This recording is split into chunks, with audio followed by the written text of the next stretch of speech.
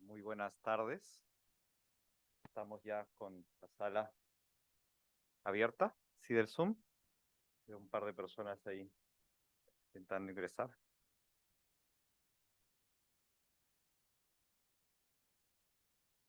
Súper. Bueno, muy buenas tardes, bienvenidos, bienvenidas a esta conferencia donde tenemos el placer de tener con nosotros al teólogo Carlos Mendoza Álvarez. Para mí personalmente es una inmensa alegría. Carlos ha sido mi profesor en Boston College, donde hice los estudios de teología, y es para mí un inmenso gozo poder compartir mucho de lo que yo he aprendido de él, de cómo me ha ido abriendo perspectivas y horizontes, preguntas, intuiciones encarnadas en las múltiples vulnerabilidades de nuestro mundo, poder tenerlo aquí en la Universidad Católica para escucharlo. Permítame presentar a nuestro expositor esta tarde.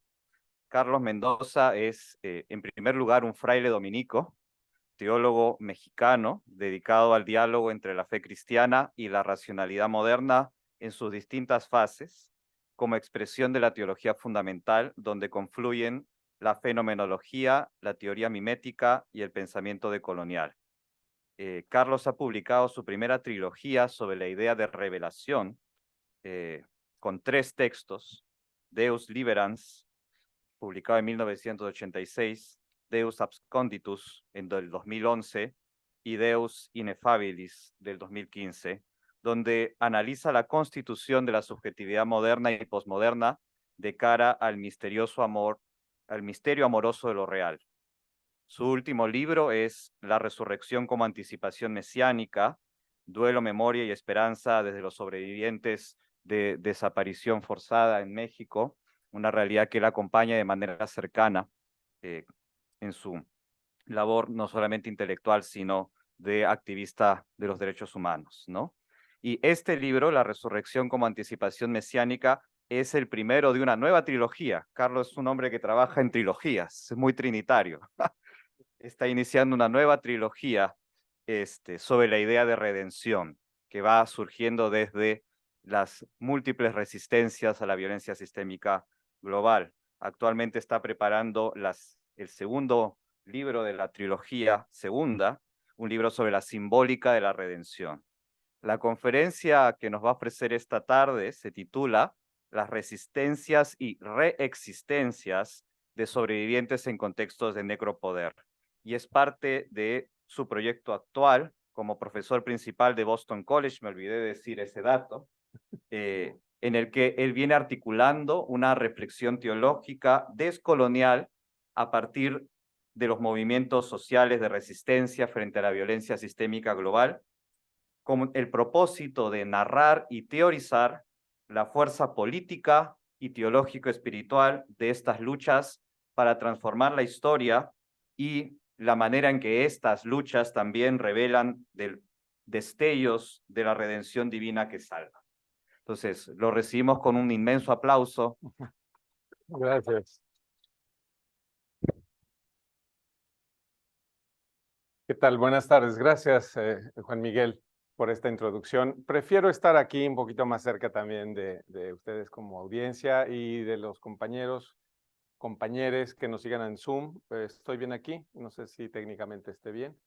En fin, lo que quiero proponerles 40 minutos de una reflexión para que tengamos después tiempo de diálogo, porque me parece que lo más sabroso en general del mundo universitario son los debates que podamos articular desde diferentes disciplinas, desde diferentes generaciones, desde los más jóvenes aquí presentes a los que tenemos ya algunas décadas encima, y que desde allí podamos tejer juntos conocimiento. Entonces, lo que quiero plantear, si me escuchan bien, es este tema que tiene íntima conexión con lo que en Perú, tierra sagrada en la cartografía del pensamiento crítico, como lo describí por ahí en algunas redes sociales, es para mí un gusto y un honor poder estar por primera vez aquí en la Universidad Católica del Perú, en Lima, para compartir con ustedes una reflexión que está enraizada de algún modo en la teología de la liberación, pero no solamente, sino en diálogo con el pensamiento crítico europeo y también norteamericano, que intenta pensar las subjetividades que son producidas en el mundo contemporáneo por un sistema de violencia que vamos a analizar aquí. Y cómo pensar en el corazón de esas historias de subjetividades vulneradas por violencia sistémica, que existe la posibilidad de un mañana, para hablar en términos seculares y no solo teológicos. De un mañana que quiere ver con el futuro inmediato, sí, y sabemos que el calentamiento global, el cambio climático nos amenazan ya como en la supervivencia de la humanidad, pero un mañana también en el sentido final de la historia. ¿Para qué la humanidad? ¿Hacia dónde nos encaminamos? Y es ahí donde las religiones de la humanidad tienen una sabiduría milenaria que es preciso de algún modo considerar para no perdernos en esta travesía tan incierta, en esta larga noche, como dicen los pueblos mayas. Y por eso la teología tiene relevancia. La teología en general de todas las religiones que hablan de ese mundo que va a permanecer, es un mundo amoroso que nos habita, y la teología cristiana, católica, que tiene una manera específica de hablar de ese modo que nos habita, que es un amor sin condición ni medida, revelado en concreto en Jesús de Nazaret. Pero en este contexto secular, quisiera hablar entonces hoy de algunos elementos que tienen, y aquí no sé, si el compañero técnico me ayuda, porque por alguna razón no funciona esto. Resistencias y reexistencias de los sobrevivientes en contexto de necropoder. Esto parece como una historia apocalíptica que nos ayuda a ya plantear desde el inicio lo que el ángulo que quiero enfatizar, que es un ángulo que le llamamos decolonial. Los estudios decoloniales nacen de hace 40, 50 años. No es lo mismo que postcolonial, pequeña precisión. Lo postcolonial nace en contextos como Sudáfrica y la India, después de siglos de colonización, esas nuevas repúblicas, cómo prosiguen su camino de independencia.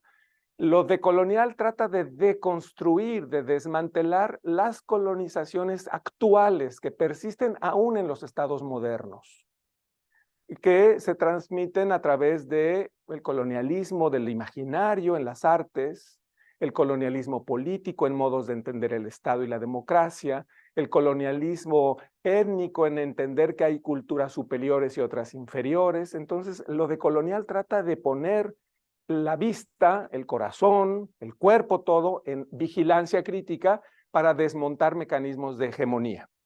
Entonces, por eso el necropoder. Y mi primer elemento son, las primeras diapositivas son como una rememoración en esta tierra del Perú, del contexto y legado de la teología de la liberación. Recordemos que hace ya más de 60 años el Papa Bueno, el Papa Juan XXIII, quiso con esta frase, pues de algún modo invocar lo que el espíritu del Concilio Vaticano II significaba. Abramos las ventanas de la iglesia, que entre aire fresco. Y esta es una metáfora que me gusta porque de algún modo una iglesia que vivía demasiado encerrada en sí misma, demasiado quizá cuidando su doctrina interna, su moral, la heredada de siglos, poco escuchaba al mundo secular. Y en los años 60, este movimiento que se genera entre los obispos del mundo, pero antes en otros grupos como los sacerdotes obreros en Francia, como la Acción Católica en muchos países de Europa, para tratar de poner de nuevo el corazón en el mundo, en el corazón de las masas, decía René Voillaume, un gran teólogo y místico francés. Lo que estaba en juego era entender que hay una sola historia humana donde lo divino, la divinidad está en la obra, el Dios de la vida está en la historia.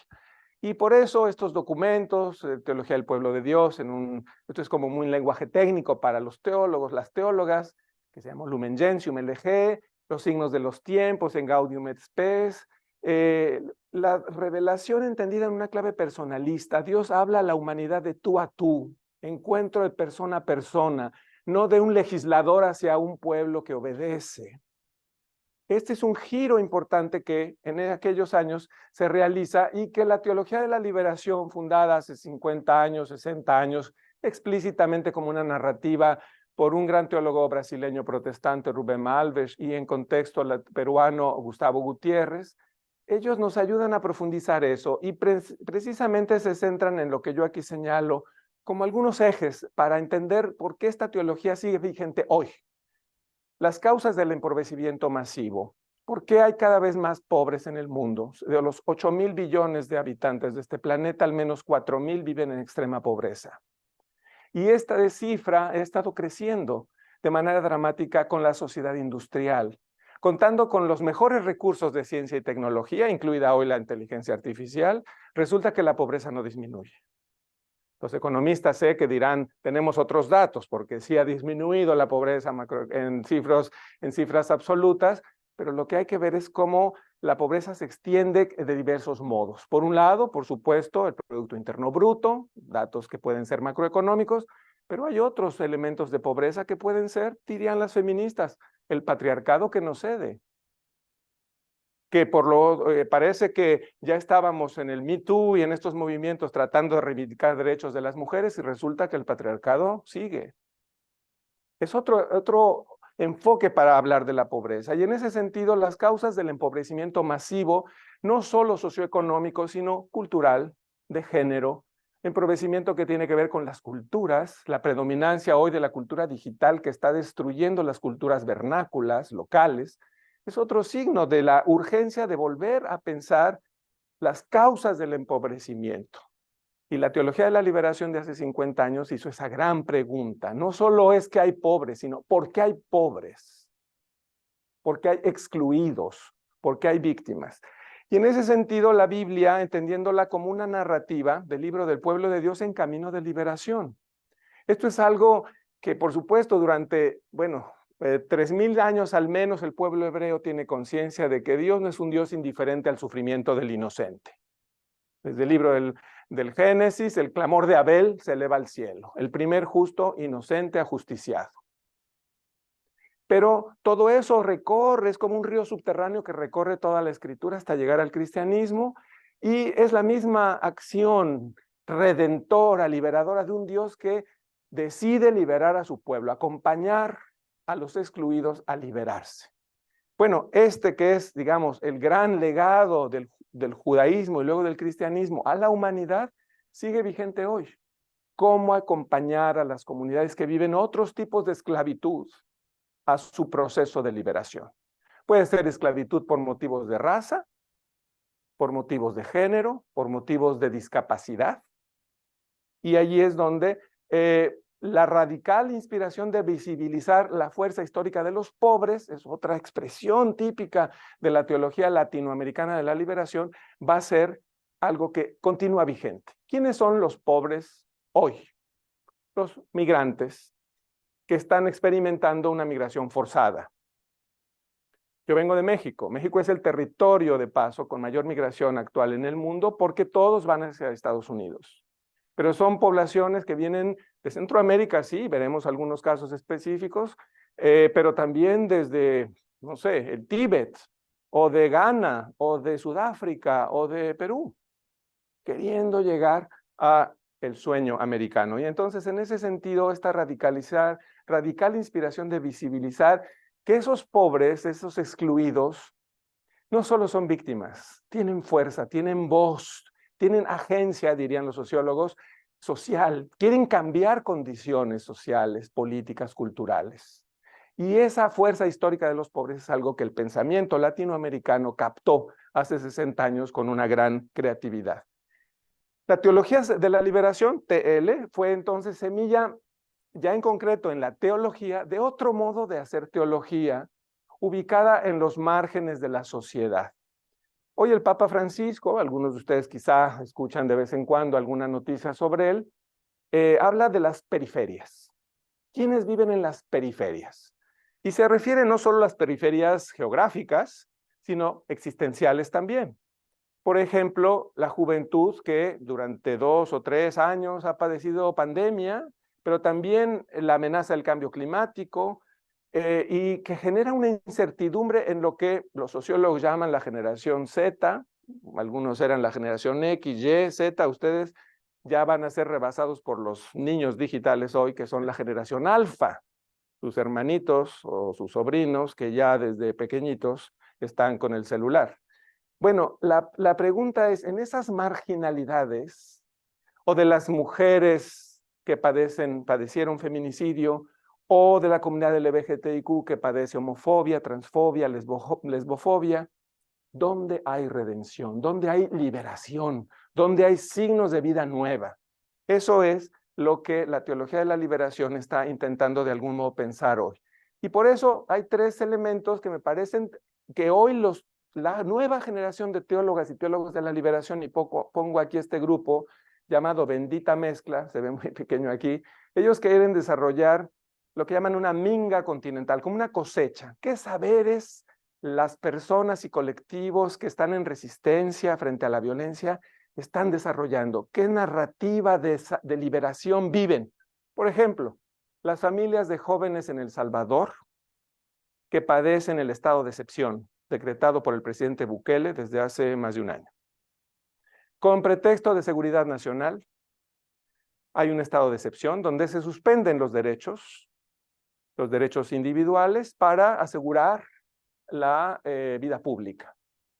Hay no sé cuántos decenas de miles de jóvenes presos, muchos de ellos pertenecientes tal vez a alguna banda, Mara Salvatrucha, pero más de la mitad de ellos no, y están encarcelados por ser pobres, por ser algunos de ellos indígenas, o porque están tatuados, simplemente por llevar un tatuaje. Las comunidades de base, que son como una expresión tradicional de esta teología de la liberación, se pregunta hoy, ¿qué vamos a hacer con esos jóvenes? Y por esas jóvenes, porque también hay mujeres presas. Y lo que importa entonces es que esta perspectiva de género es como un nuevo elemento que la teología de la liberación en esta clave narrativa está integrando. Y pongo aquí teología de género, perspectiva feminista, por supuesto, pero también queer. Todos los estudios queer que hablan de diversidad de cuerpos, de diversidad sexogenérica, pero también diversidad de cuerpos discapacitados, de cuerpos negros, de cuerpos gordos, de cuerpos no acordes al canon estético de Occidente.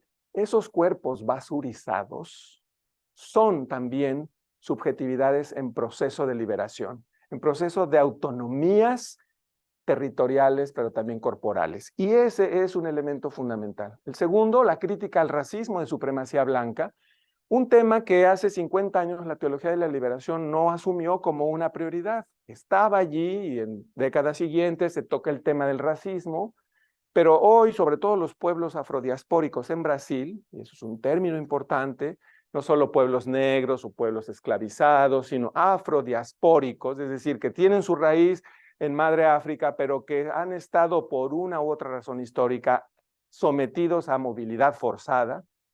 Esos pueblos tienen dignidad, esos pueblos tienen memoria, esos pueblos tienen espiritualidad y están reconstruyendo esa identidad desde su diferencia, en este caso étnica. Y es una crítica al racismo de hegemonía blanca, que está presidiendo a la modernidad desde hace 300 años. Enrique Dussel, el gran filósofo argentino, todavía se va más atrás. Él decía, por ejemplo, 1492, año de el descubrimiento de América, es en realidad el año del encubrimiento del otro. En ese año, los reyes muy católicos expulsan a los judíos de España. En ese año, los moros en Granada son vencidos y dejan la península ibérica. Y en ese año, Colón llega a Guananí, hoy República Dominicana, y allí empieza la odisea europea. Y el sujeto colonizador, dice Dussel, lo sigo todavía comentando, glosando, es un sujeto europeo, blanco, macho, cristiano. Esa es la civilización moderna, aparentemente superior, que coloniza no solo América, sino también el mundo africano y asiático. En este sentido, la crítica al racismo es un elemento que estos grupos de tercera, cuarta generación de teólogos de la liberación más populares, en el sentido de que trabajan con comunidades en resistencia, están desarrollando. Y un tercer elemento es cómo recuperar las epistemologías, es un término filosófico, los saberes de los pueblos originarios.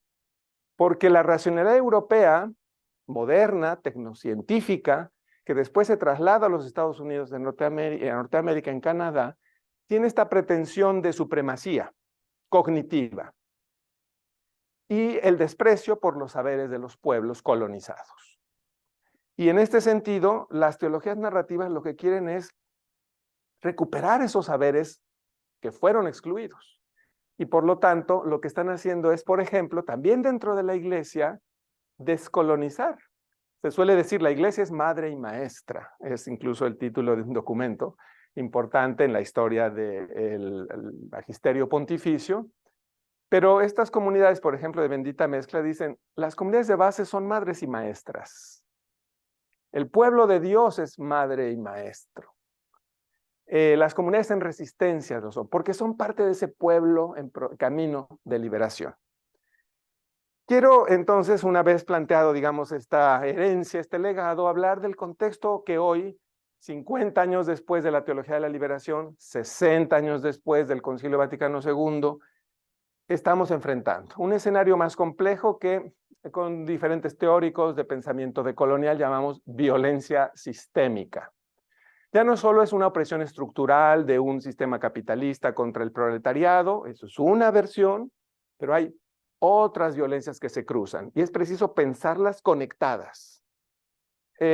Aquí estoy, por ejemplo, mostrando una fotografía de la frontera México-Estados Unidos de migrantes haitianos desde hace un par de años, pero siguen estas oleadas de inmigración, donde la policía montada de Estados Unidos los está atrapando como en cacería. Y no importa si niños, mujeres, hombres mayores o hombres jóvenes, son cuerpos basurizados porque no son útiles en el mercado laboral.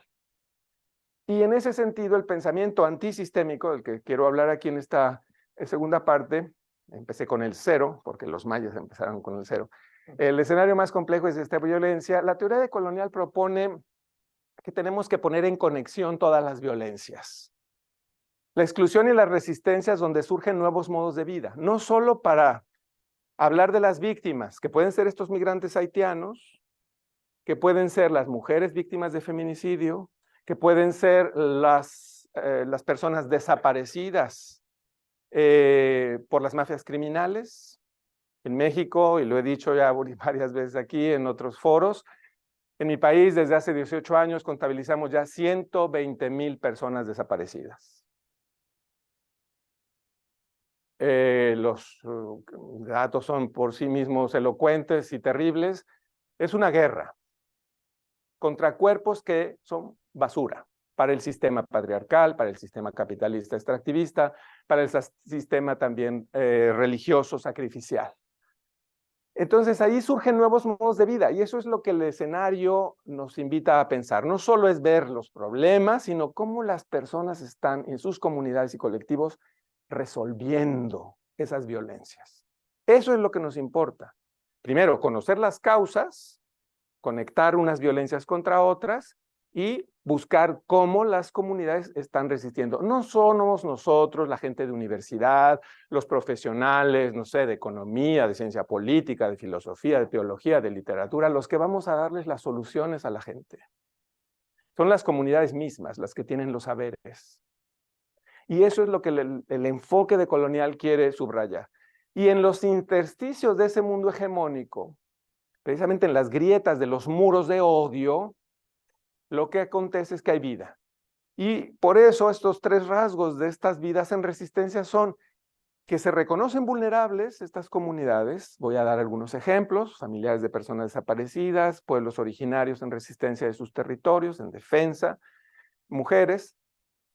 Comparten esto, una experiencia profunda de su vulnerabilidad. Son comunidades altamente vulnerables, pero eso genera lo que las feministas llaman acuerpamientos, procesos de mutuo cuidado, de mutua escucha, de acompañamiento, de indignación compartida para generar otros modos de vida, porque eso es de lo que se trata, de buscar un futuro para la humanidad, y particularmente desde los pueblos que resisten.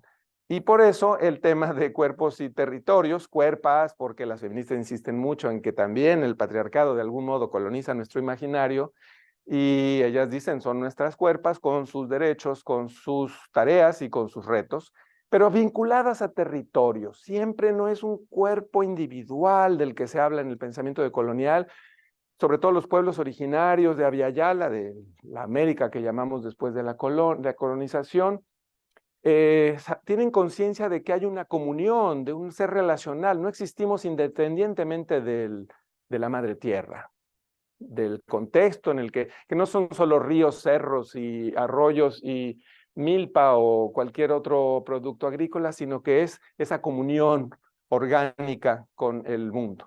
Y de ahí, lo que ya mencionaba hace un momento, cómo esas víctimas, estos inmigrantes haitianos, desarrollan performatividades, epistemologías y espiritualidades para resistir. Eso es lo que necesitamos poner activamente como un proceso de conocimiento. En este modo decolonial, las universidades están llamadas a volcar todos sus saberes técnicos, científicos, humanistas, para comprender mejor cómo revertir la crisis civilizatoria que estamos viviendo hoy y que desde los saberes de los sobrevivientes tendremos un patrimonio único para poder enfrentar esa crisis. El sistema mundo, y ahí pongo dos autores norteamericanos, Emmanuel Wallerstein y Catherine Walsh. Ellos crean este concepto. Catherine Walsh ha estado muy vinculada también con pueblos originarios andinos, en Bolivia, en Ecuador. Hablan de lo que, y un gran peruano, Aníbal Quijano, hablan de la colonialidad del poder. Lo colonial no es solo un país, España o Portugal o el Reino Unido, que ocuparon territorios. La colonialidad, decía Quijano, tiene que ver con una narrativa hegemónica y prácticas hegemónicas de lo que es imponer un modo de vida a otras sociedades. Y esta colonialidad del poder ahí persiste, creando lo que otro autor de colonial, Boaventura de Sousa Santos, llama la línea abismal. En una misma sociedad hay una línea abismal que nos separa entre, por motivos de clase social, etnia, opción de género, creencia religiosa. Y esa línea abismal va creando más y más asimetrías de poder. El punto es el poder. Quien tiene la narrativa tiene el poder. ¿En qué consiste ser mujer? Cuestionan las feministas. ¿En la maternidad, como tradicionalmente se ha asignado? Esa es una narrativa, según la mirada feminista, es hegemónica esa narrativa. Ser mujer no es solo ser madre. Entonces, ¿de qué se trata? De poder en su momento desmontar este colonialismo externo o interno, cuando nuestro imaginario ha sido ya colonizado. Esta gran autora de Bolivia y Aymara, ella, Silvia Rivera Cusicanqui, insiste mucho en esto. El colonialismo es también interno.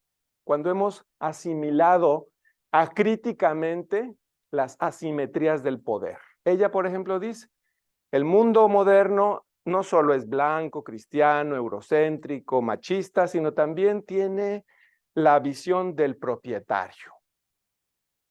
Y ella, precisamente como descendiente de pueblo aymara, tiene una crítica muy aguda a esta idea de la propiedad de los colonizadores.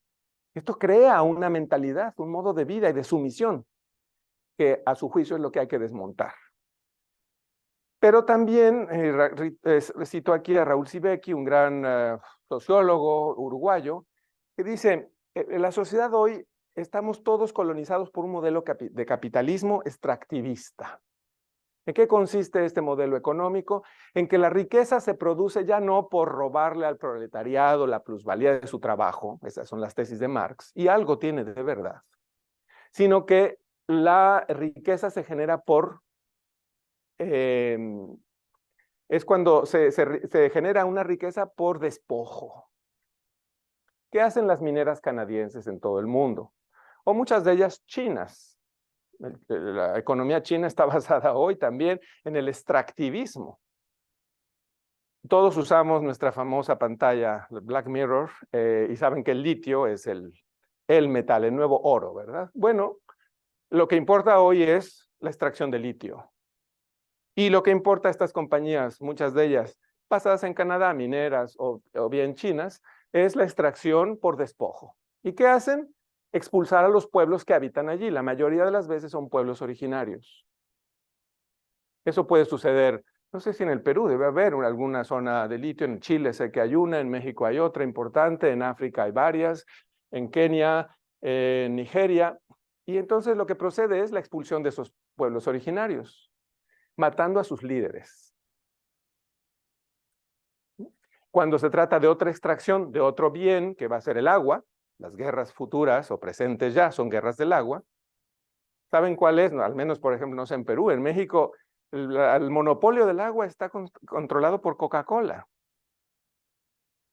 La población ya no tiene acceso a sus manantiales. Aunque es el gobierno federal el que es propietario, ha dado concesiones a las compañías transnacionales. Un bien que es elemental para la supervivencia del ser humano, que se ha convertido en un motivo de guerra.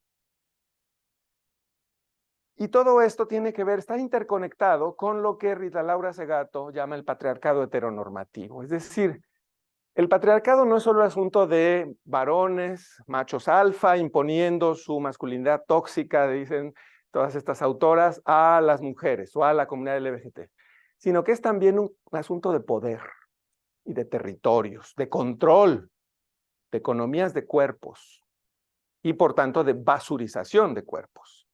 De tal modo que lo que está todo esto construyendo, y son los tres pilares del mundo hegemónico, colonialismo externo-interno, capitalismo extractivista, patriarcado heteronormativo, y yo agrego en esta discusión con estos colegas que hay una argamasa que une todo esto, y que es una visión sacrificial de la religión, donde el cristianismo es parte de esa historia, y el judaísmo también, y otras religiones. Que es necesario, es el argumento de Pilatos en la ejecución de Jesús, es mejor que uno muera en lugar de todos. Hay que sacrificar pues al débil, porque el débil no cuenta. Y esa es una perversión de la religión, pero es la que funciona al sistema. Y muchas veces así se construyen sociedades de exclusión, sacrificando, o puede ser por muerte y ejecución, o puede ser por invisibilización.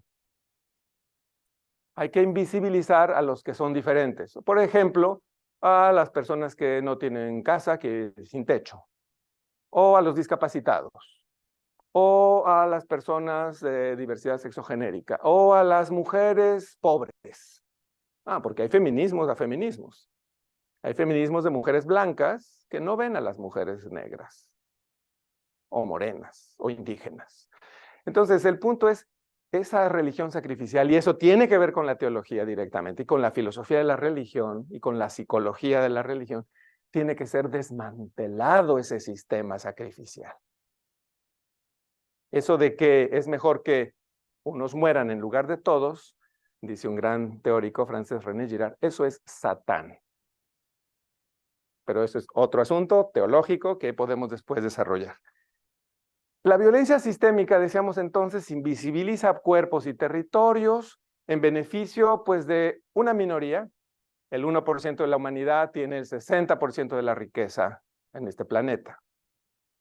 De los 8.000 millones de habitantes, 4.000 al menos viven en extrema pobreza. Es decir, esos datos duros que dirán algunos, bueno, hay que matizarlos, eso es muy genérico, tiene que ver con lo que llamamos aquí, y siguiendo a este gran pensador camerunés, Achille Mbembe, se llama necropoder.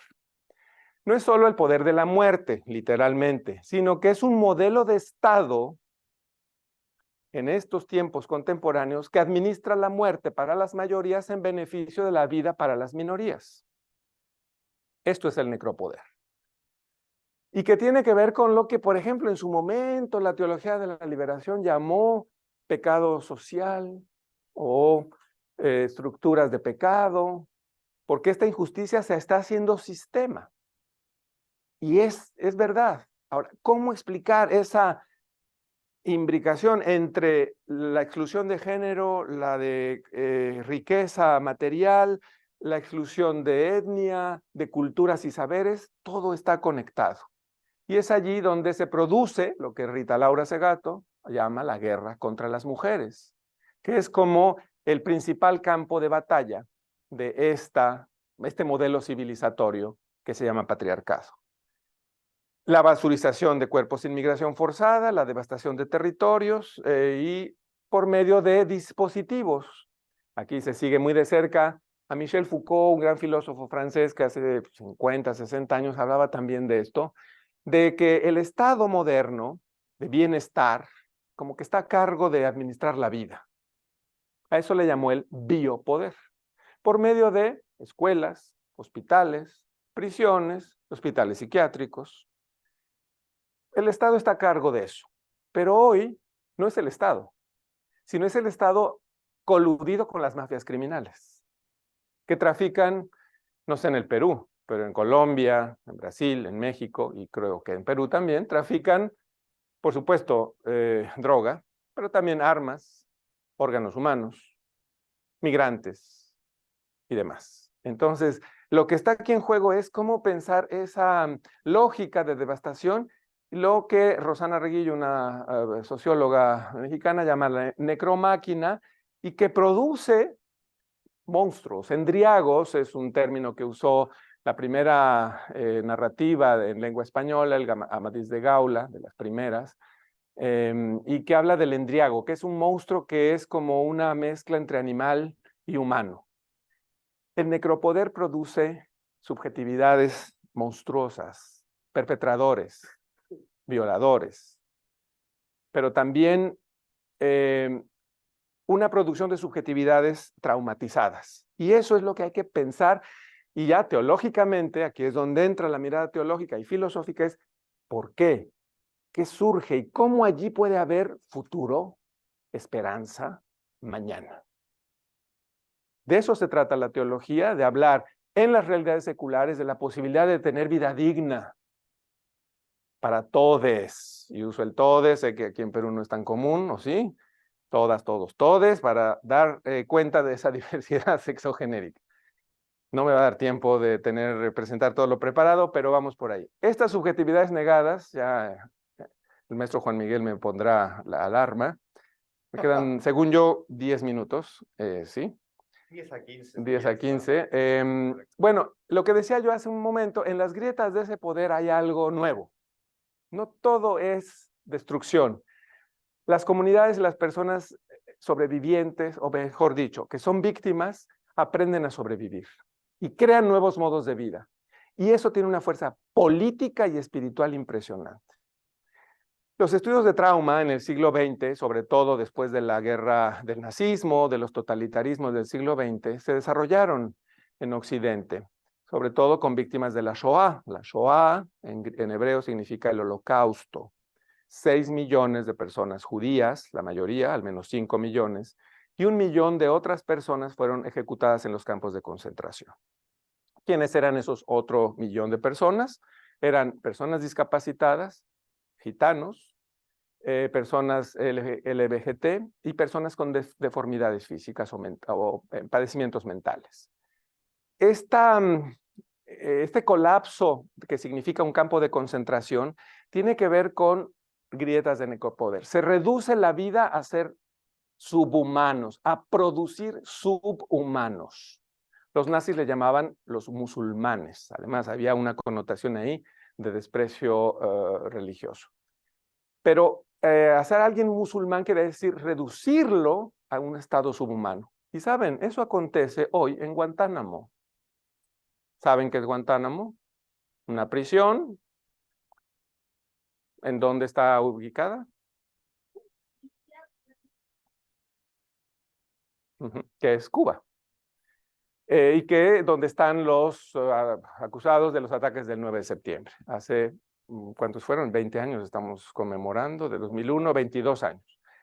Bueno, eso sigue produciendo, pero el estado de excepción salvadoreño, promovido por el presidente Bukele, en cierto modo, y aquí sé que hay salvadoreños, entonces no sé cuál es su opinión, pero está produciendo vidas basurizadas. Y un filósofo italiano, Giorgio Agamben, dice, está produciendo vida desnuda, nuda vita, que eso es el concepto político para entender la basurización de la vida, que se produce en aras de mantener un orden, pero claro, para unos cuantos, a costa de pues, los que no sirven, los que estorban. Y en ese sentido, estos pueblos tienen algunos saberes, los sobrevivientes, las víctimas se van tornando sobrevivientes, y es lo que hay que empezar a pensar críticamente.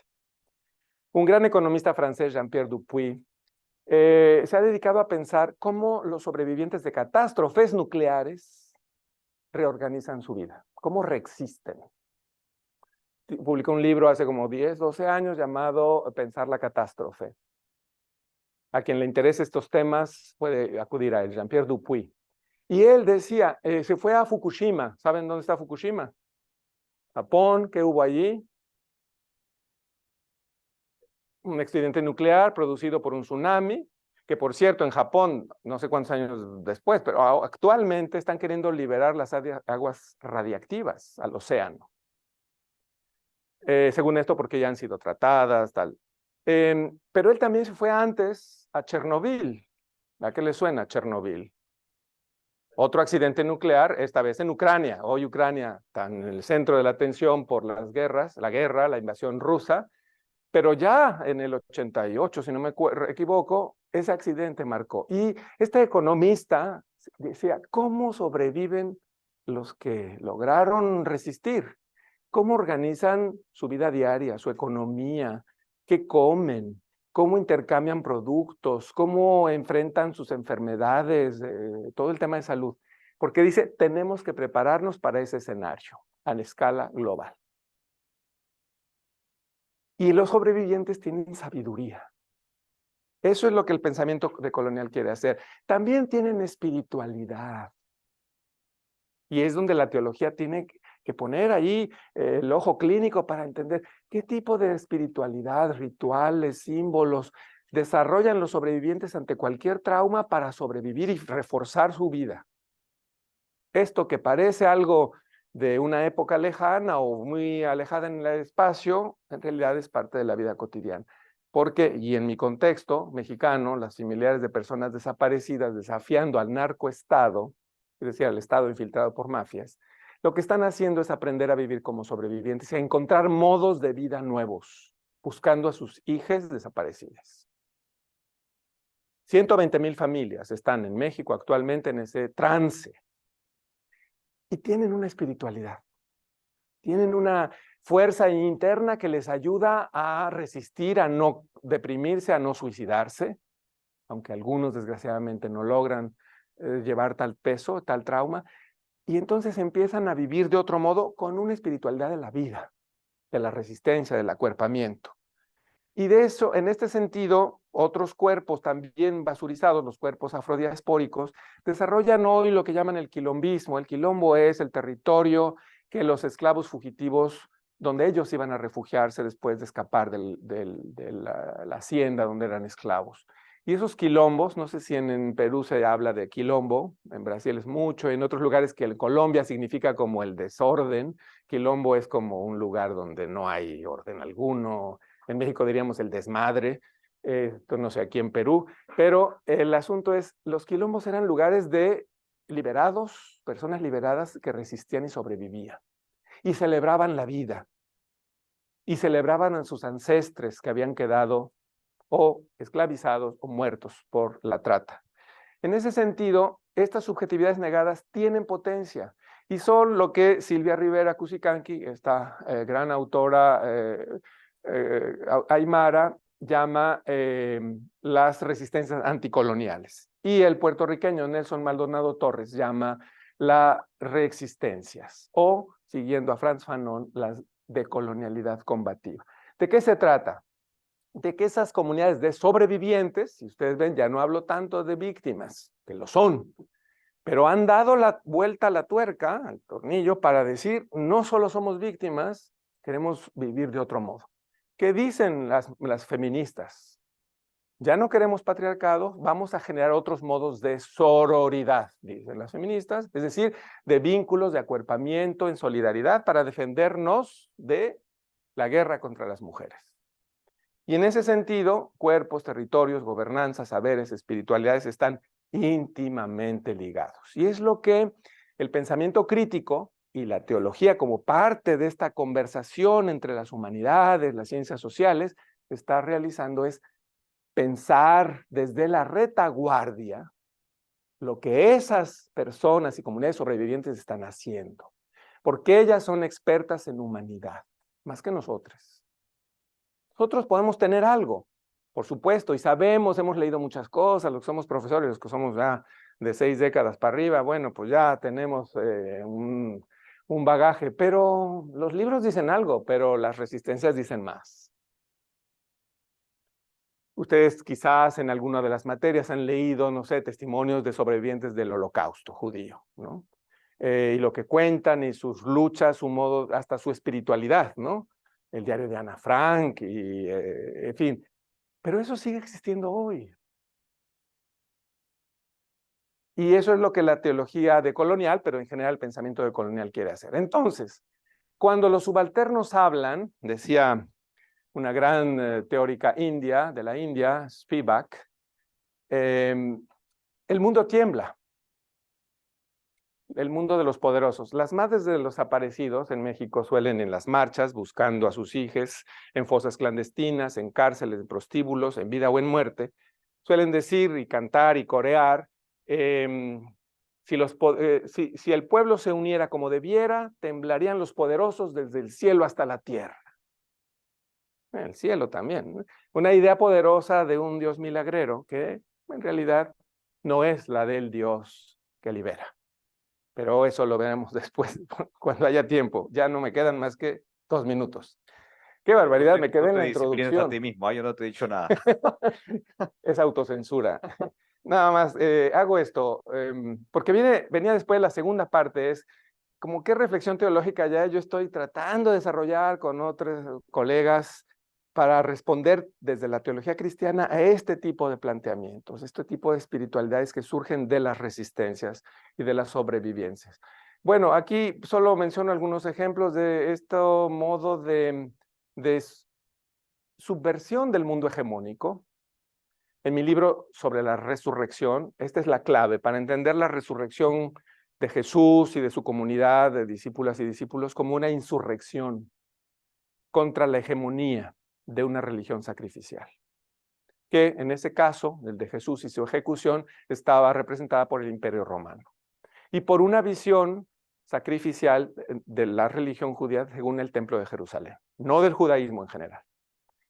Pero bueno, no me dará tiempo de hablar de eso, simplemente es el escenario que me parece importante con ustedes como alumnos y profesores de diversas disciplinas y materias, pero donde el eje teológico por ahí está recorriendo todas estas discusiones.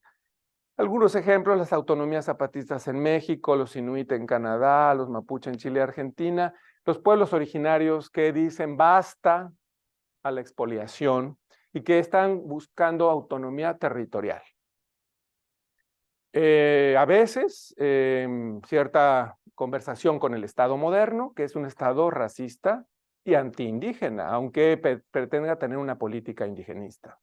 No sé cuál es el caso en el Perú actualmente, pero en México hay un actual régimen que pretende ser de izquierda, que pretende hablar en nombre de los indígenas y que tiene un proyecto extractivista en buena parte del país, yendo por encima de los derechos de los pueblos indios. Eso pasó en Bolivia. Silvia Rivera Cusicanqui era muy cercana primero a Evo Morales y después tomó una distancia crítica como feminista y indígena aymara para decir, tu modelo, Evo, sigue siendo extractivista.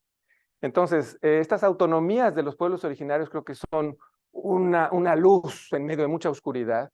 Los movimientos de equidad de derechos, por supuesto, derechos de género, Me Too, pero también como de derechos de cuerpos afrodiaspóricos, en particular en Estados Unidos, el Black Lives Matter, con la muerte de George Floyd y todo lo que genera en una manera de visibilizar la violencia sistémica de la policía norteamericana contra los jóvenes negros en los Estados Unidos.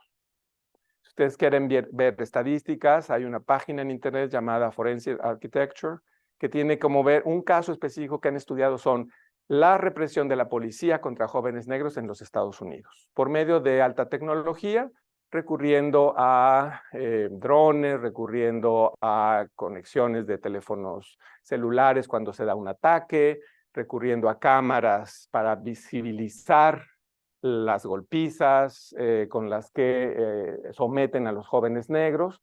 Y es un modo como una serie de universidades en el mundo están al servicio de esas víctimas y esos sobrevivientes de la violencia racista actual en los Estados Unidos.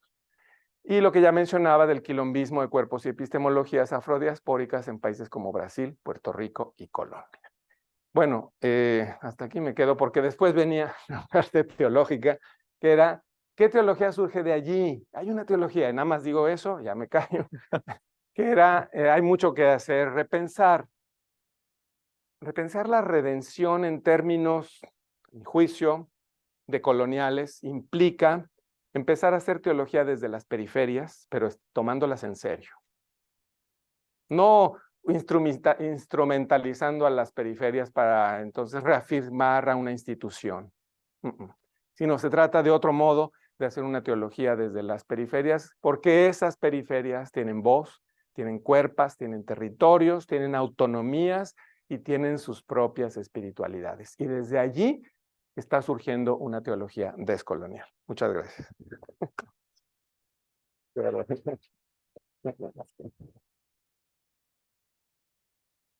Muchísimas gracias, Carlos. Yo no sé si tengo cara de policía, pero en ningún momento he estado pretendiendo cortarte. No, yo sé.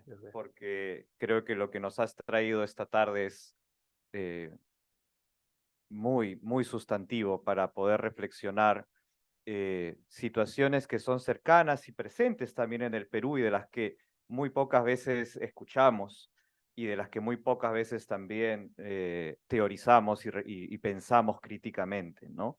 Entonces creo que ha sido una integración muy fascinante entre conceptos, propuestas teóricas que nos invitan a pensar, pero también lo que a mí personalmente siempre me mueve y me interpela de escucharte hablar, que es una teología muy encarnada en la realidad, ¿no? Que habla desde situaciones concretas y que se toma en serio esta unidad de la historia, donde la revelación la vamos comprendiendo desde lo que vivimos y sobre todo de estas subjetividades negadas, ¿no? Creo que podemos pasar a un diálogo con preguntas, comentarios. Y yo invitaría, aquí hay gente bien diversa, tú ya lo decías, de varias generaciones, hay alumnos de estudios generales, hay alumnos de facultad, o algunos colegas, ya profesores, gente externa a la universidad, varios que vienen de congregaciones religiosas o de trabajo pastoral. Yo invitaría a que podamos compartir no solamente preguntas, sino también si deseamos comentarios, resonancias, experiencias, cómo estas cosas de las que Carlos nos habla, de alguna manera hablan a lo que nos toca vivir, ¿no? Ayer en otro espacio tú hablabas de una epistemología de la horizontalidad, ¿no?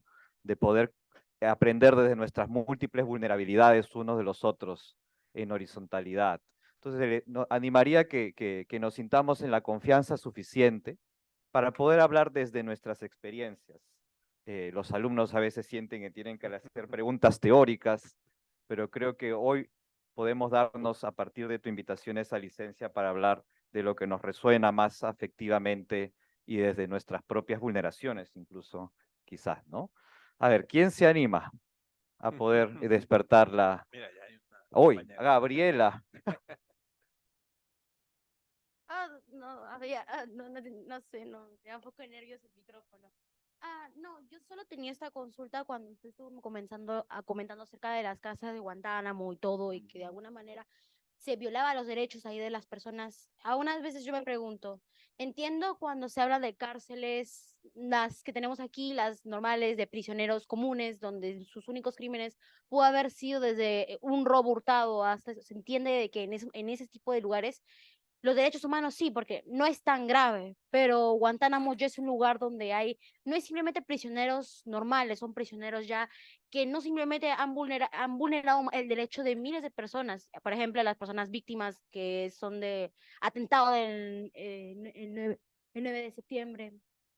Entonces, ¿en qué momento se le puede dar, aún se le puede dar derecho humano a una persona que le ha hecho tanto daño a tanta gente? O sea, esa es la pregunta. Tenemos que aún seguir dándole un derecho humano a violadores, a asesinos, a personas que han vulnerado no solo derechos de sus propias personas, sino también de su propia comunidad. Por ejemplo, los atracadores del 9 de septiembre han hecho de que toda, no simplemente compatriotas suyos, sino hasta incluso nosotros, los mismos de otros países, han logrado de que tengamos pocas posibilidades de tener una visa a países de Estados Unidos por ese problema. Ha vulnerado mucho más derechos de lo que estaríamos respetando en esos lugares. ¿Cómo prefieres proceder, Carlos? ¿Vas Tal vez una respondiendo? primera ronda de 2, 3 y luego vamos así armando Ok. la conversación. Pero ya noté, Gabriela, gracias por esta pregunta. Hay una primera pregunta de Gabriela, pero también en el chat, mientras que los que estamos aquí nos vamos animando. Ahí Patty Stockton, alumna de la diplomatura en teología, de la flamante nueva diplomatura en teología que hemos inaugurado, Bravo. pregunta, ay, no, perdón, es Alejandro Ortiz. Ya, no. Alejandro, Patty, más bien te agradece. Ya. Pensé que era una pregunta, pero Alejandro Ortiz lanza una pregunta. ¿Cómo piensa la resurrección en tiempos de capitalismo? ¿Qué dice acá? Gore, Sí. por decir un nombre de la realidad. Ahí hay una segunda pregunta. Ujú. ¿Quién más se anima? A ver, León. ¿Me dices de qué carrera también, o de cómo dicen aquí, de qué área, Sí. carrera, para que yo ubique también, Gabriela? ¿De qué carrera es Gabriel antes que comience León? Publicista, ok. ¿Y tu nombre, León? Sí, buenas tardes. Gracias, Carlos, por tu presentación. Mi nombre es León Lúcar y bueno, estudié ciencia política y ahora también estoy en la diplomatura en teología. Yo quisiera partir de una intuición, de una experiencia, ¿no? Y a partir de lo que tú has estado compartiendo, me acuerdo en un periodo de vulnerabilidad, ¿no? Personal que fue en el contexto de la pandemia de COVID. Perdí a dos familiares muy cercanos, a mi papá y a mi mamá, y yo también me enfermé de COVID, ¿no? Estuve más de una semana en cama. Cuando superé, la primera intuición, el primer pensamiento, también desde mi fe, lo que surgió fue, tengo vida, pero ¿cómo hago para compartir esta vida con los demás, ¿no? Que también la pueden estar pasando mal, incluso peor que uno.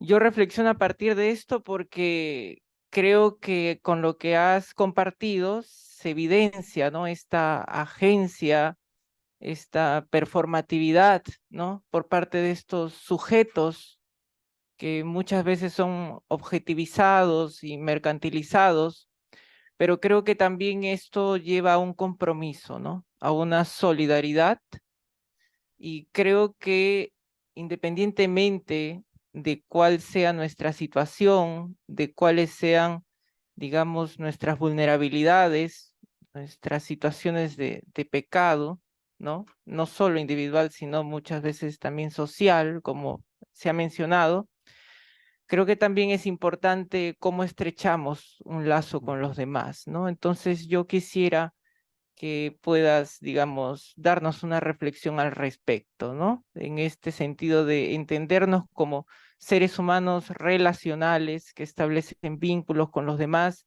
y que también tienen que comprometerse con este proyecto, ¿no? Contra el necropoder. Gracias. Gracias, León. Por ahora estamos así y segunda ronda después, ¿les parece? Para que se vayan animando. Gracias, sí, León, Alejandro y Gabriela. Bueno, yo creo que hay un común denominador en sus tres como cuestionamientos y comentarios, que sería cómo describir mejor y con quizá ejemplos concretos estos acuerpamientos, esta solidaridad que surge desde los sobrevivientes. Y por ahí conecto con lo tuyo, Gabriela, ¿y qué pasa con los perpetradores? ¿Es una justicia punitiva? En términos también cuantitativos, lo que nos puede hacer salir de esta vorágine violenta. En fin. Entonces, esta solidaridad y lazos que surgen desde los sobrevivientes, hay una frase de las madres que buscan a sus desaparecidos que dicen, he aprendido, ¿cuál es el aprendizaje que has tenido? Esto hicimos una serie de prácticas narrativas, hay un cuaderno por ahí que publicamos en versión digital en la Universidad Iberoamericana de Ciudad de México hace 4 años, se llama Sobrevivientes. Es con familiares de personas desaparecidas. Y una de ellas, en un plantón frente al Palacio Presidencial, pidiendo con la creación de una comisión de personas desaparecidas de búsqueda, ella le preguntábamos, ¿qué has aprendido en estas luchas? Ella ha perdido a 4 hijos, de los que no tiene noticia aún hoy. María Herrera y otras compañeras de otros colectivos decían, he aprendido a reír, a llorar con mis hermanas buscando, como madres buscadoras, a nuestros hijos, que son nuestros tesoros. He aprendido a llorar y bailando. Una frase que me escandalizó al principio, pero que tiene mucho que ver con la política de cuidado de los afectos que las feministas como Rita Laura Segato, como periodistas de investigación como Marcela Turati, como Daniela Rea, que acompañan a las mujeres en búsqueda, o como una gran antropóloga, Aida Hernández, señalan, esos acuerpamientos son los únicos vínculos que permiten resistir, y que es un acuerpamiento en medio del dolor.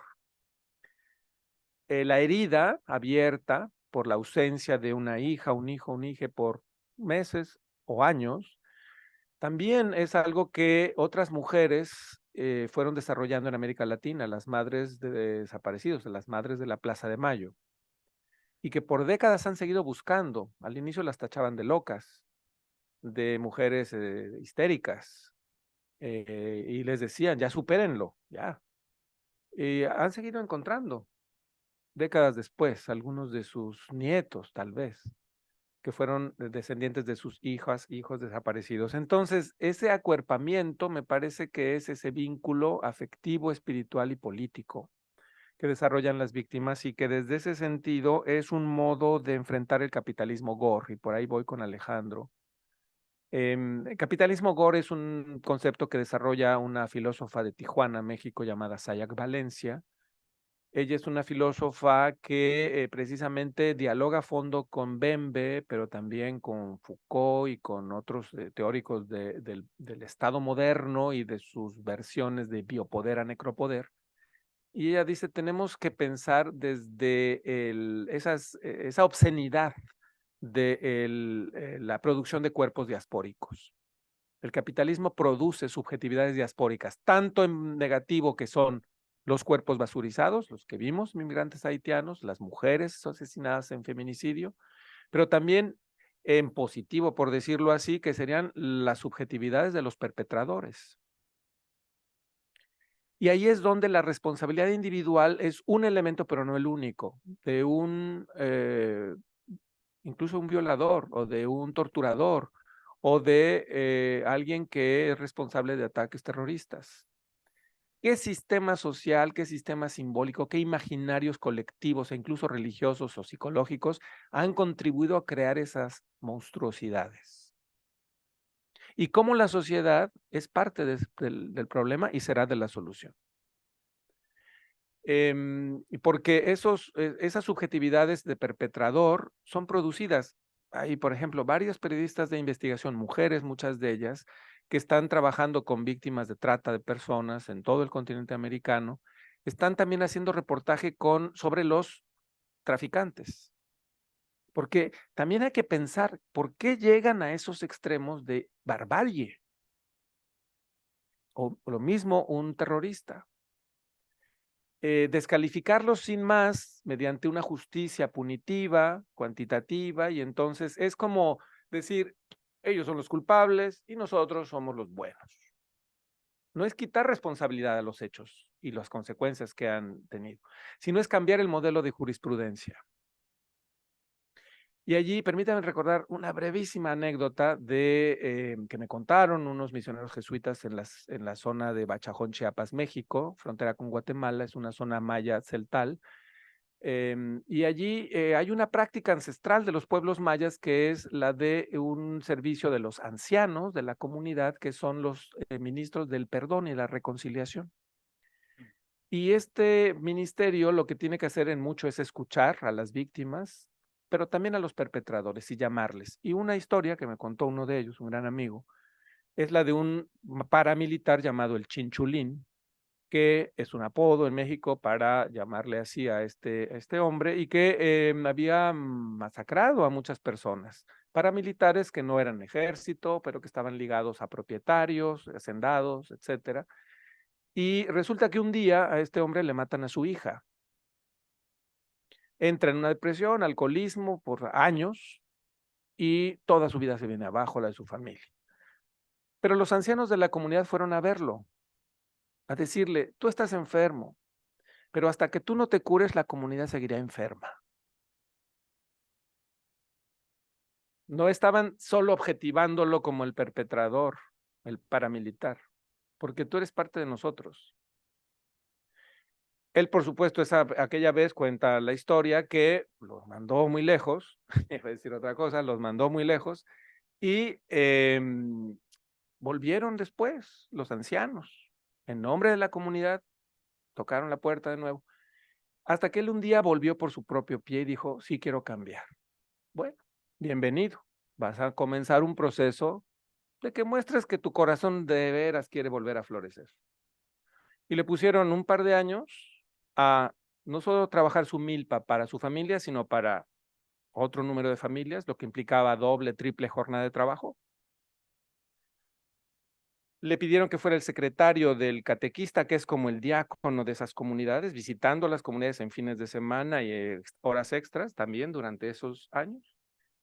Y cuando pasó ese tiempo, como de penitencia, diríamoslo así, entonces lo recibieron de vuelta en casa y le hicieron una fiesta. Pero a mí lo que me llama la atención en todo el proceso es lo que motivó a la comunidad a buscar al perpetrador. Hasta que tú no te cures, todos seguiremos enfermos.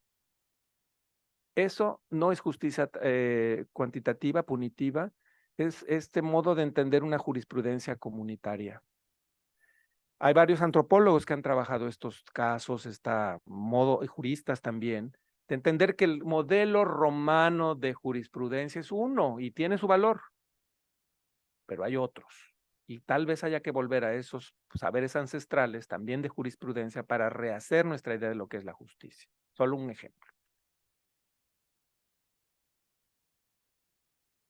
Muchísimas gracias, Carlos. Veo, hoy ahí tenemos un par de manos. Ya se va animando la gente, qué bueno. Eso, qué bien. Bruno y José Luis.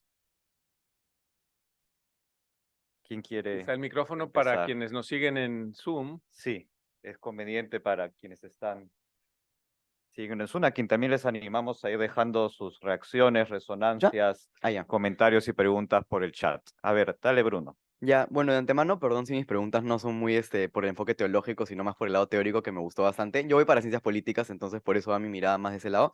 Y tengo dos preguntas. Primero, sobre la mención que hizo de como que este marxismo que se quedó atrasado.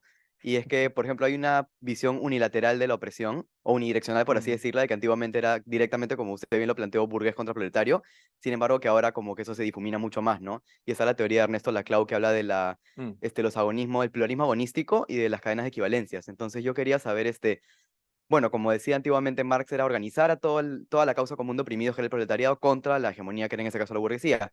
Pero ahora, como son muchos más tipos de experiencias de opresión y muchos más tipos de grupos oprimidos, ¿de qué forma todos estos pueden organizarse para subvertir a este grupo hegemónico que también es cada vez más difuminado? Y y mi segunda pregunta era sobre el tema de los cuerpos azurizados, que me recordó un montón a este libro de Judith Butler que habla sobre los Claro. cuerpos que importan. Claro. Y yo quería llevarlo a la realidad peruana, ¿no? ¿Cómo podemos aplicar eso a cuerpos que no importan, como fue las muchas víctimas que hasta ahora no son reconocidas durante el sanguinario Fujimorato y más casos recientes los que han muerto en las protestas actuales contra el gobierno de Dina? Quería saber más o menos esas preguntas. Ya.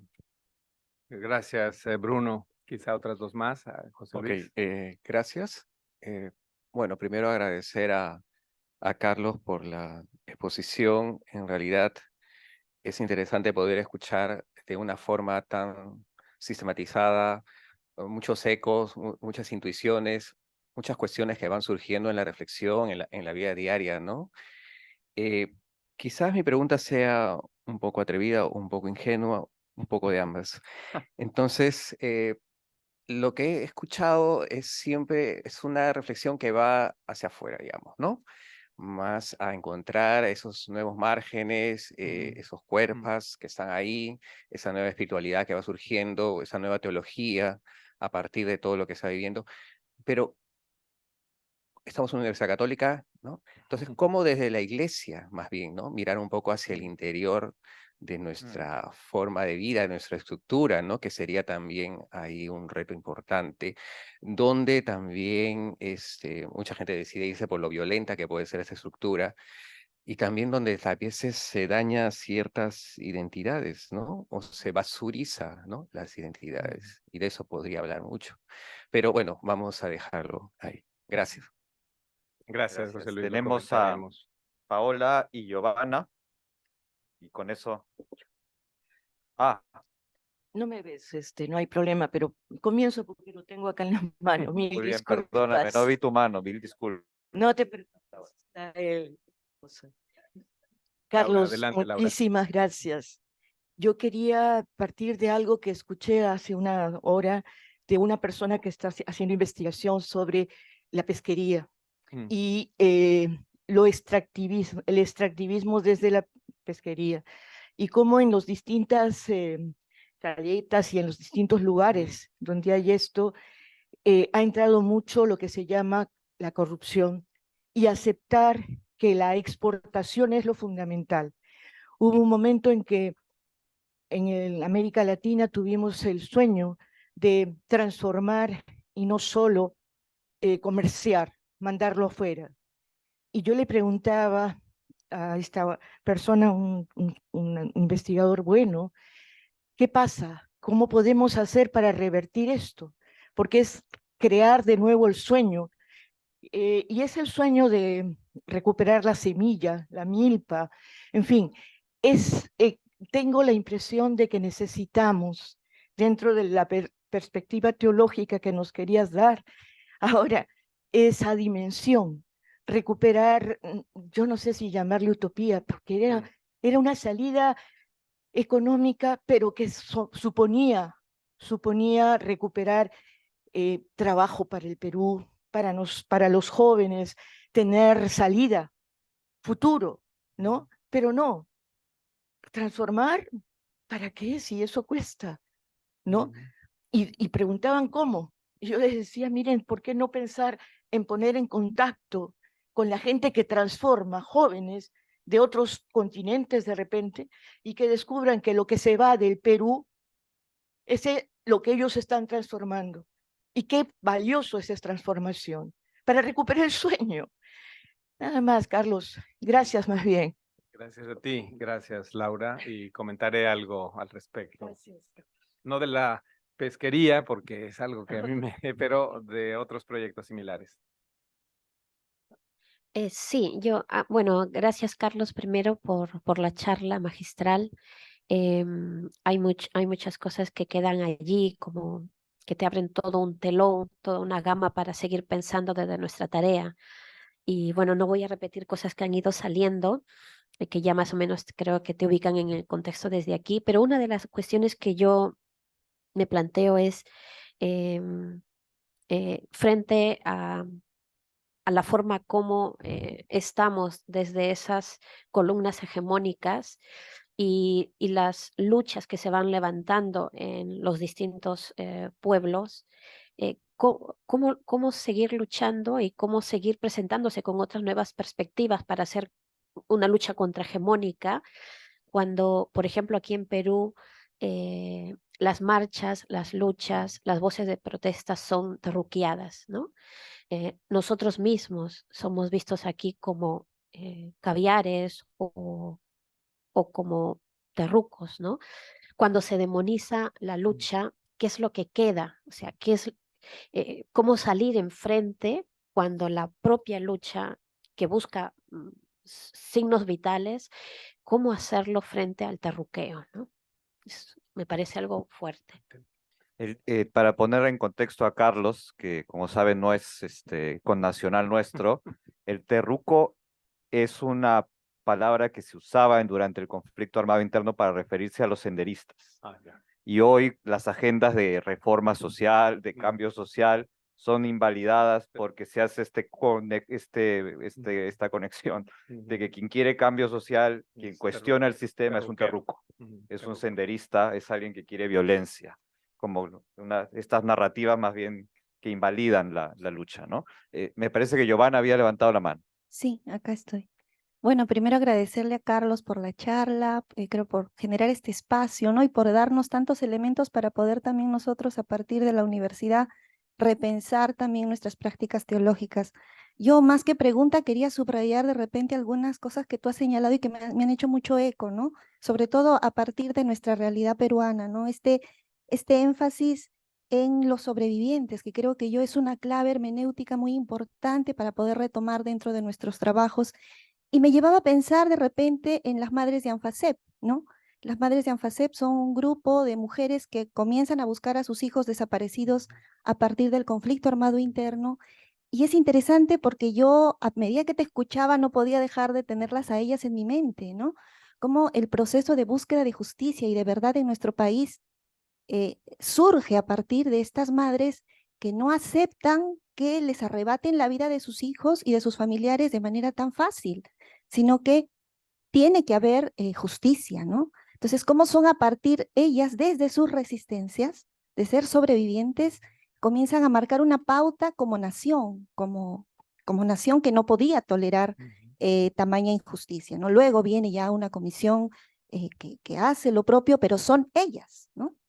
Las que ponen en los ojos del mundo la violencia que se está perpetrando un poco en Perú, ¿no? Entonces, a mí sí claro, tú le has puesto nombre de repente a aquello que nosotros todavía estamos de repente en el mismo camino, pero que a partir de términos que tú has usado, ¿no? Estos cuerpos basurizados o descartados, como podría decir Francisco, o sencillamente ignorados, o desde Bauman, podríamos decir, estos daños colaterales que como sociedad estamos acostumbrados de repente a aceptar y que desde la fe y desde la propuesta de un Dios que ama a todos y sobre todo a los más vulnerables, no podemos obviar, ¿no? Entonces, yo te agradezco por inspirar un poco también nuestro trabajo y sí me quedo de repente con las ganas de querer escuchar lo que no nos has dicho, que es, creo, la parte teológica y de repente puedo aprovechar que no es pregunta, pero puedes ahí, a medida que me respondes, también colocar algunos acentos ahí, ¿no? Pero yo diría que es cosa para una siguiente invitación a Carlos también, ¿no? Parte Para 2. seguir. Un Aprovecho presencial, ¿verdad? aprovecho Gracias, Giovanna. esta pista de Giovanna para decir que te queremos de nuevo por aquí. Un comentario final de Rashid Ravi. Muchas gracias por lo compartido y comparto la resonancia por la referencia al modelo de jurisprudencia romana que tenía la cruz como castigo y por otro lado el modelo maya de justicia comentado por Carlos que plantea una alternativa de justicia restaurativa. Muchas gracias nuevamente, Rashid Ravi, un colega nuestro también del departamento. Qué bien. Pues les agradezco, esto da como para seguirnos aquí otro par de horas, ¿verdad? Pero no creo que haya ese tiempo disponible. Bueno, es que quizás comienzo con lo que Bruno desde la ciencia política nos planteabas, que es de algún modo cómo subvertir ese mundo hegemónico y esos muertos que no importan. Tú mencionabas a la Clau, desde estas cadenas de exclusión, pero también de resistencias. Yo agrego aquí, pues por supuesto, a Chantal Mouffe y a el querido Jacques Rancière, para decir, las revueltas en las calles han sido siempre el principio del cambio. La Comuna de París, bueno, es uno de los temas de Rancière. No es para llamarles aquí a la insurrección, pero sí para volver al origen de la democracia, o mejor dicho, la fuente de la democracia, que está no en el Estado, no en los partidos políticos, incluso no en una comisión de la verdad. La fuente de la vida en común es la gente. Son las madres que estaban ustedes diciendo de ANFACEP. Son las madres de la Plaza de Mayo. son las madres de los desaparecidos en México, son los pueblos originarios. Es decir, yo creo que la crisis del Estado, y esto lo decía un gran teórico decolonial, Gustavo Esteva, que era amigo de Iván Illich, que no fue decolonial como tal, pero es como el colega, amigo de todos estos pensadores en los años 60, 70, ya vislumbraban el colapso civilizatorio de un modelo tecnocientífico de razón instrumental, Hinkelamert, otro también que por la vía económica, teológica, recién fallecido, logró ver Gianni Bátimo desde la filosofía europea y su sujeto débil, en fin, muchos de estos que se nos están yendo, pero su obra queda allí. Tiene que ver con cómo pensar el volver a las fuentes de lo común.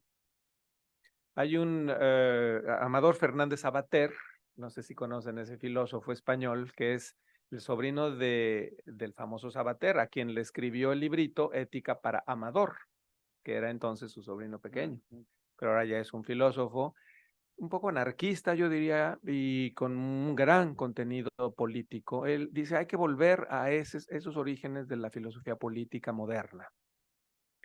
Yo por ahí desarrollo lo teológico de que hay que volver a una imagen de Dios como anarquía divina. Pero sé que es provocadora la expresión, anarquía, que es no simplemente el caos y el desorden, sino es lo que está antes de todo orden, porque el orden ya de suyo es hegemónico. Y lo que es la fuente del ser no es el ser, diría Heidegger, en la crítica a la ontoteología. En fin, me estoy complejizando, pero el punto es, creo yo, cómo recuperamos esa vuelta a las resistencias como una vuelta a las fuentes de la democracia, de la vida en común. Amador Fernández Sabater habla más de lo común que de lo político, ¿no? ¿Qué nos puede permitir volver a tener utopía? Nos decías, ¿no? ¿Quién fue? Laura. Precisamente es volviendo a quienes están resistiendo y sus saberes y sus espiritualidades. No sé si ya no recuerdo si aquí lo cité, a Paul Ricoeur, que es un gran filósofo de la memoria, del perdón, del olvido, prefiere él decir. Solía comentar que era sobreviviente de 2 traumas. Uno, un campo de concentración, porque fue preso allí por acompañar al pueblo judío en la resistencia francesa, pero también fue sobreviviente al suicidio de su hijo, otro evento traumático. Y desde ahí desde esa ausencia, o desde esas ausencias, piensa la ausencia críticamente. Y lo que a nosotros sobrevivientes nos queda. Si nos pensamos como sobrevivientes de muchos holocaustos o de muchos perpetradores o de muchos procesos sacrificiales, entonces cambia nuestra perspectiva. Primero, porque tenemos que recuperar la memoria de quienes ya no están y su ausencia es significativa. Segundo, porque tenemos que hacernos cargo de esa realidad, precisamente en tanto sobrevivientes, y entonces se abre un horizonte de esperanza. La memoria subversiva de Metz, sé que aquí les seduce mucho la teología germana, y está bien, pero no solo, ¿verdad? Tenemos nuestras propias fuentes también latinoamericanas para pensar estas memorias que deconstruyen, que subvierten los órdenes hegemónicos. Y por supuesto, José Luis, la iglesia tendría que mirarse, la iglesia católica romana, pero también la iglesia luterana y las religiones en general, en sus propios procesos de víctimas sistémicas. Las religiones también han producido víctimas sistémicas. Hay una gran teóloga de la India, Kochurani Abraham, es una teóloga que yo admiro mucho, es una feminista que ha emprendido desde hace años un trabajo teológico acompañando a mujeres víctimas de abuso sexual en sus religiones, mujeres cristianas católicas, abusadas a veces por clero y obispos, mujeres de la India, de la religión hindú, perdón, y del budismo en la India, porque todas tienen el denominador común del abuso. Y ella lo que quiere hacer es escuchar a esas víctimas, sus resistencias, visibilizarlas donde no son visibles, y desde ahí clamar por justicia, por verdad. Ustedes saben, la crisis de abusos, por ejemplo, en Chile ha tenido un impacto importante en la juventud que ha masivamente abandonado su práctica religiosa institucional por la poca credibilidad de las instituciones clericales. Lo mismo sucedió en Estados Unidos, hace 20 años, en Boston, es donde empezó el escándalo. porque un periódico hizo reportajes sobre los abusos que habían sido de algún modo también silenciados por la jerarquía. Eso llevó a muchas diócesis de Estados Unidos a la bancarrota porque estas fueron puestas en juicio. No solo los perpetradores, sino las instituciones que los respaldaron. En México, por ejemplo, sigue habiendo casos de impunidad contra pederastas.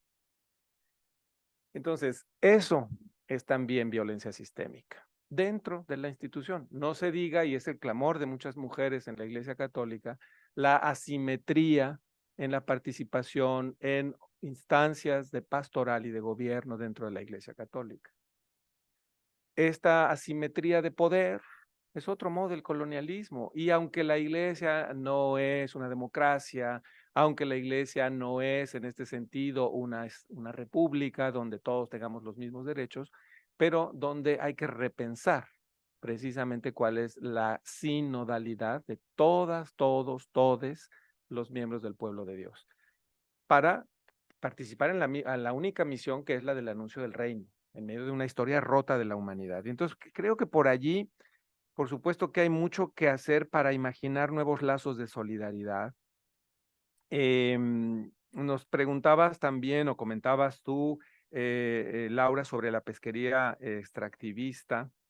Yo creo que tenemos que preguntarnos cómo procede la necromáquina.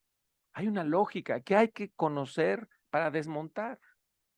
Es lo que la ciencia forense, la antropología, la sociología, la filosofía y la teología están haciendo. ¿Y para qué? Para entonces tener la capacidad de imaginar de otro modo el mundo. Y es por eso que algunos autores, filósofos, historiadores también tienen su papel, ¿verdad? Para ayudarnos a ver no solo el pasado, sino el futuro, con su bolita de cristal. No, es para la ciencia ficción, curiosamente, está abriendo hoy muchas puertas. Hay un pasaje que yo tenía preparado para la presentación. Ustedes dirán, este hombre está hablando de teología ficción. No sé si podemos poner de nuevo la presentación en la diapositiva 13. Hay una novela que les recomiendo, se llama El Ministerio del Futuro. No sé si por aquí están al tanto de este autor, Kim Stanley Robinson. Es la humanidad dentro de 50 años crea a nivel de la ONU un ministerio para el futuro, una especie de gran ministerio internacional para preservar a la humanidad del colapso ambiental. No recuerdo el nombre del archivo. Se llama PUC, es un PowerPoint y que tiene la fecha de hoy. Pero ¿En descargas estará?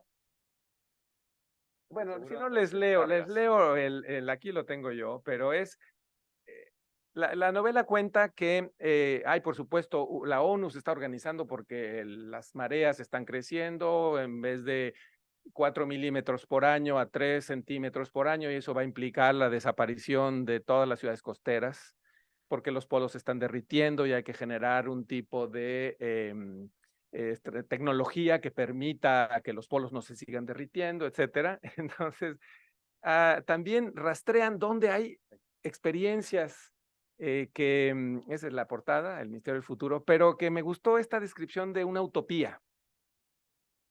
Está hablando de la India, de comunidades en la India, y es que Gustavo Esteva, este autor que decíamos de Colonial, ha estado rastreando en el mundo dónde hay comunidades que están cambiando ya ahora aquí la catástrofe en utopía.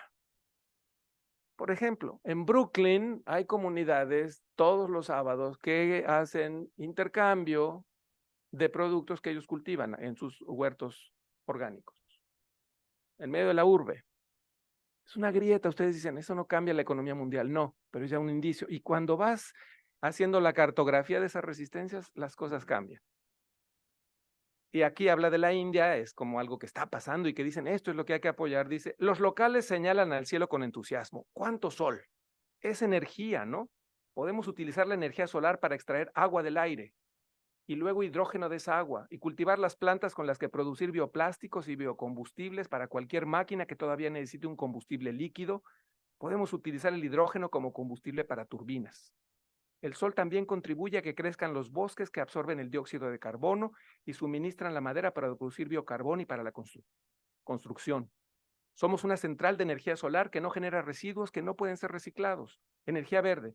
Otros países no gozan de la ventaja que nos dan a nosotros el sol, los minerales y la gente, sobre todo nuestra gente y las ideas. Y ahí los dos científicos que están buscando, porque la India acababa de pasar una gran sequía y millones de personas murieron, dicen, asienten con la cabeza todo lo educadamente que pueden. No es la primera vez que oyen eso, predicar ante conversos, hace un calor infernal. La nueva India, todos están de acuerdo en eso. Nuestros anfitriones indios están muy satisfechos de cómo les van las cosas, pero también transmiten una actitud amenazante. También lo advierten y en los locales, un orgullo agresivo. No se metan con nosotros. Ningún extranjero volverá a decirle a la India lo que tiene que hacer, nunca más. Rabia poscolonial, actitud defensiva, geoingeniería, posgeoingeniería, hartazgo de la condescendencia de Occidente con la India, todas estas cosas juntas. Es ciencia ficción, pero hay un periodista de la India que vive en Londres llamado se me fue ahorita el nombre, que es Pankaj Misra, que escribió un libro hace 5 años que se llama La Era de la Rabia.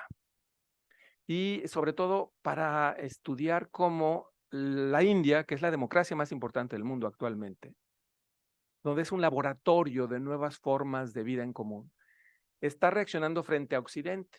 Les recomiendo, Pankaj Misra es un gran autor, periodista, pero da datos duros para pensar por qué hay una aversión a cierto modo de tecnología y de contaminación del mundo occidental, a este modo de entender la devastación de la civilización humana. Y entonces, acudir a esas experiencias que ya existen en la India, esto es solo ciencia ficción, pero es lo que muchos pensadoras y pensadores decoloniales están haciendo. Ubicar dónde las comunidades están cambiando modos de producción, modos de vida, modos de consumo, modos de intercambio, modos de espiritualidad. Porque hay espiritualidades tóxicas. Y ahí es donde la teología entra, pero de lleno, para hacer un pensamiento crítico de espiritualidades tóxicas. Por ejemplo, todas las ideologías cristianas que soportan a Trump o a Bolsonaro en Brasil y en los Estados Unidos. Es una idea de lo sagrado que es perversa. Entonces, la teología, ¿cómo recupera su talante profético, que tanto insistió la teología de la liberación en eso, para criticar estructuras injustas de economía y de regímenes políticos? Pero hoy tenemos quizás que integrar estos otros elementos. Solo es un caso para decir lo relevante que es imaginar otros mundos posibles y ver dónde esos otros mundos posibles ya están aflorando. Y hay mucho más que decir, pero creo que ya.